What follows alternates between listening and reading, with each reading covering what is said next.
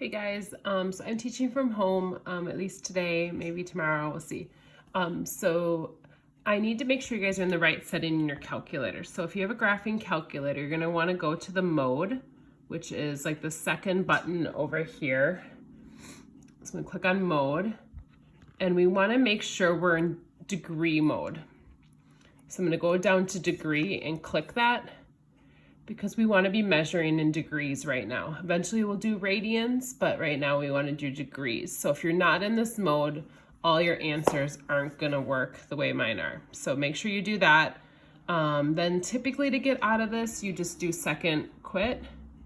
Way to check is sine of 30, I believe. Or is it sine of 60? Yeah, sine of 30 should be 1/2.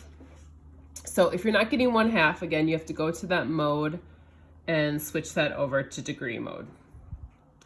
Most of you guys who have scientific calculators, kind of like the little calculators, you probably are fine already. So that gets us into today's notes here. So again, we want to be in that degree mode. Sorry, I'm trying to get my camera arm to be steady here. Now we're gonna do some trigonometry, which is why we need those angle measures. And so if you guys recall, we learned trigonometry with SOHCAHTOA.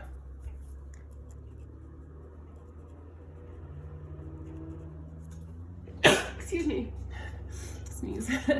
And it says to solve the triangle. That means find all the missing sides and angles. So not just finding one side or just one angle, we're finding all the missing sides and angles. So if I have a triangle like this one here, I have a 28-degree angle and then I have a 90. So I can find this third angle because I know the angles of a triangle add up to 180. So this would be, then this one would be 62 degrees. So I already have all the angles with not much work. Once I'm there, I can solve this triangle, find all the missing sides using SOHCAHTOA and Pythagorean theorem. So this is taking you back a little bit, probably algebra 2, also geometry, we did this. And so I have this 28-degree angle. I'm gonna label everything based off of that. So if you guys recall, this is the opposite side, and then this is one's the adjacent. So since I'm looking for the opposite over the adjacent, I'm gonna use tangent, TOA. So opposite over adjacent. So I'm gonna do tangent of 28 equals the opposite over adjacent. So I'm gonna call this little one X here. So I'm gonna solve this, this using trig. So the X is being divided by 29.3, so I'm gonna multiply by 29.3. It's gonna cancel. And so I have to put this into my calculator because that's not something I know off the top of my head. If you do, you're some sort of mathematical genius. And I find out that X is like 15 point, I think on here I can say round to the nearest 10th. So like 15.6 I got. Double check maybe with someone nearby you if you're not getting the same thing as me. Now that we know those two sides of the triangle, I have to find the third side, which is the longest side. So that's my C, and A squared plus B squared equals C squared. So again, I have these two sides. So I'm going to do 15.6 squared plus 29.3 squared, and that equals C squared. Sorry, that's a little jumbled there, and I have to blow my nose. Step away from the camera when I'm blowing my nose so you guys don't have to listen to me. So 15.6 squared plus 29.3 squared. And my dogs are ringing the bell to go out. How many disruptions can I have in the first 5 minutes of my video? It seemed like a good idea to teach our dogs to ring bells to go outside. And now that's all they do. And so then I'm going to take the square root to solve for that C. So square root of that answer. And again, be practicing this on your calculator. I don't want you guys to get to the test and not know how to enter something like this. And I got like 33.2, which makes sense because that should be the longest side of this triangle. So we solved it because we found all the missing sides and all the missing angles. Now this other one I have here, I don't know any of the angles and I only know 2 of the sides. Now this angle they use here, they call that theta. It's like a little 0 with a line through it. It's just a symbol they use when we get into higher math. I don't really know why. I'm sure there's some sort of reason, but so that symbol shows up there. When I see a triangle like this, I think I'm gonna find that 3rd side first because I have 2 out of 3 sides and Pythagorean theorem is pretty easy. So that 11 though is my C. So 11 squared here. So x squared plus 4.4 squared. And again, grabbing my calculator because that's not something I know. But this is 121. And so I move that 19.36 over. And I'm going to take the square root of that.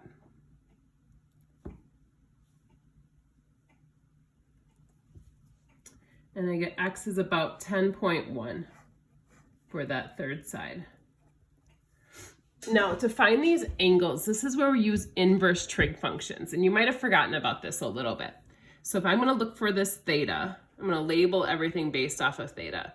I don't want to use this side. I can, but it's not exact. So I prefer to use these other 2. So this is the opposite. I'm not going to use that one.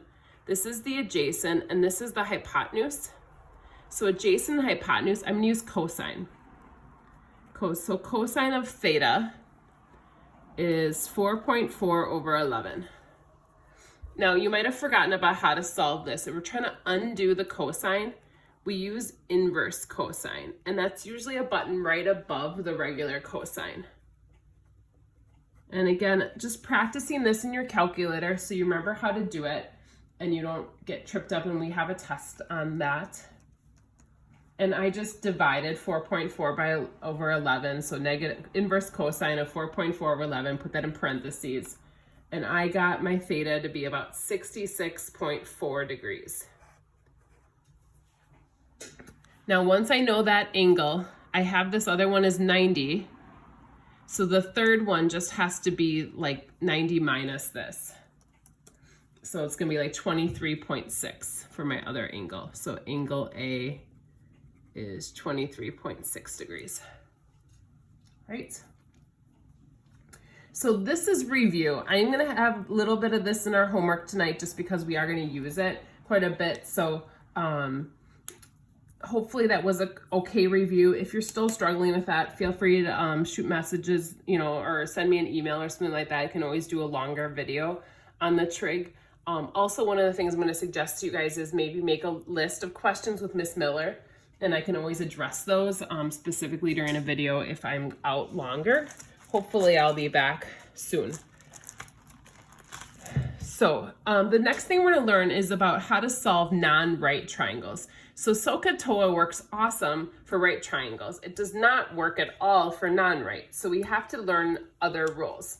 And this is called the law of sines. So in my triangle here, I'm gonna call these angles A, B, and C. Now the sides across from them, I'm going to call them little a. So across from big A is little a, across from big B is little b, and then across from C is C. So we'll see little c. But the law of sines is basically a set of ratios. So the sine of A, big A, because that's an angle, is over the side little a. So so angles are capital letters. And then sides are the lowercase. So that's important that you're taking sine of the angle over the side. Then sine of B over little b, and then sine of C over little c. Now we really only need 2 out of the 3 of this ratio. So we don't need all of it. Just 2 out of 3 is fine. So I'll show you an example with this. This is the law of sines. We're basically gonna do a proportion to solve this. So if you look down at this first example, it does tell us to solve the triangle. It means we're going to find all the missing sides and angles, and I'll show you guys how that's not so bad in a second here. So in this case, this actually is a little bit trickier to start. So 118 is across from this. So if you notice, I don't know that. I should probably call that little a, just so we can get used to that. Big A is across from little a. Now these don't have to be A, B, and C. They could be whatever variables you want. Now 22 is across from this. That's little b, and I don't know that. And C is across from 24. So if you can see that, so this C is across from 24. Now, I can do sine of 118 over little a. Then I can do sine of 22 over little b. And then I can do sine of C over 24. But if you look, I basically have 3 unknowns in this problem, and that's really tough. Hopefully you look at this triangle and see that I can figure out what little c or big C is because of the fact that these angles should add to 180. So I'm going to redraw this because I marked that one up so bad. So this is 118, this is 22, this is 24. Now I try to make sure I put the angle measures so you're sure that they're an angle versus a side length. So A, little a, B, C. Now I can find big C because I know these 3 add to 180. So I'm basically doing 180 minus 118 minus 24. And I got 38 degrees. So what I'm going to do is I'm going to use C because I know little c. So I'm going to do sine of 38 goes with 24. So I'm basically doing this ratio. So sine of C goes with little c. Then I'm going to either find A or B. I'm just going to find A. So sine of 118 would go with little a. So those two go together. I know how to solve a proportion. So at this point, we're going to cross multiply. Now we just have to be really careful with putting this into our calculator because we're doing sine of an angle, and sometimes that gets a little bit funky if you don't use parentheses correctly and stuff like that. So I'm multiplying A times the sine of 38 and then 24 times the sine of 118. Now I'm trying to get A alone. So in order to do that, this is being multiplied. I'm going to divide by the sine of 38.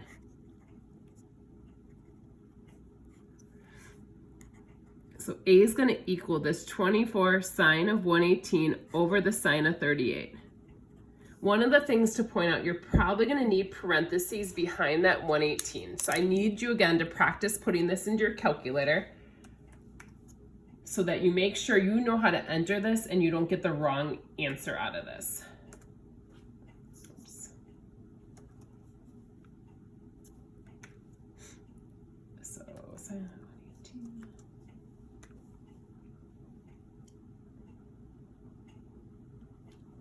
So I got 34.4 for my side A. Now, if you're not getting that, maybe double check with someone nearby you and see what you're doing compared to them. So 34.4 should be my little a.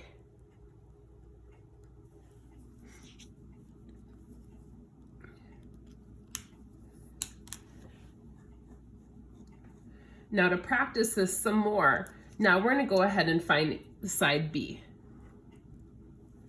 I'm going to use the same half of the fraction, the sine of 38 over 24, because I already knew that part.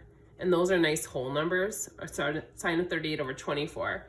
I'm going to do sine of B, which is 22 over little b. So again, we're going to cross multiply and set this equal.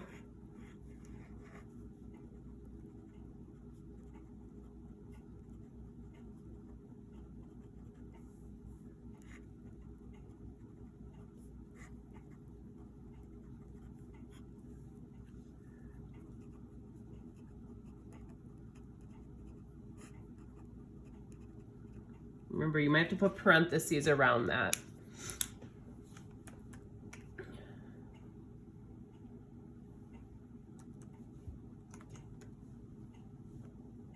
And for that, I got 14.6. Notice this time I wasn't able to do Pythagorean theorem because this is not a right triangle. So I can't do Pythagorean theorem on non-right triangles. So we had to use this law of sines because these aren't right triangles anymore. All right, this last one here with law of sines I'm going to do for you. We'll go through these steps as well, obviously, but this one's a little bit different. So this one is when we're looking for sides. This one we're missing all the angle, or missing 2 of the angles. So they give me all 3 sides. So this 97 goes with 22. And then C goes with 19 and B goes with 9. So the side across from it is what it goes with. So I'm going to start with this sine of 97 over 22. You can see that well enough. Okay, the orange is okay. Now I'm going to go for C first. So I'm going to do angle C. Sine of C goes with 19. Now to solve this, we're still going to use proportions, so we're still going to cross multiply. This one's just a little bit trickier on this last step here. So I'm going to cross multiply, so I have 22 times sine of C, and then 19 times the sine of 97. I want to get sine of C alone, so I'm going to divide by 22. That's what's being multiplied by. So now I have sine of C equals this whole crazy thing, 19 times the sine of 97 all over 22. I'm going to put this into my calculator. 19 times sine of 97 divided by 22. And I get kind of a strange number. I'm going to write down probably more than you probably need to, but be like 199. Okay. Now I want to figure out what C is. So when we're looking for C, to undo C, we have to use the inverse sign. So I'm going to do inverse sine of this. Sine inverse, so C is going to equal the sine inverse of this decimal. Now I don't actually type this decimal in. Do you guys remember when I said the sine inverse of the answer? So using that is kind of a nice little trick here, so you're not having to retype this. So inverse sine of the answer. You could probably get a little bit more accurate number depending on how much you do rounding and stuff like that. So I end up with C is 59.00. So that's 59 degrees for that angle. Now the good news is on this one, when I know this angle is 59, I can figure out that third angle because they add to 180. So then our angle B would be 24 degrees. So I just subtracted those from 180. So this is the first half of the notes. I'm going to stop the video now because it takes my internet a while to upload this. So I'm going to start uploading this and start the new one. So you'll have to go to the next part of the video in a second here. So thank you.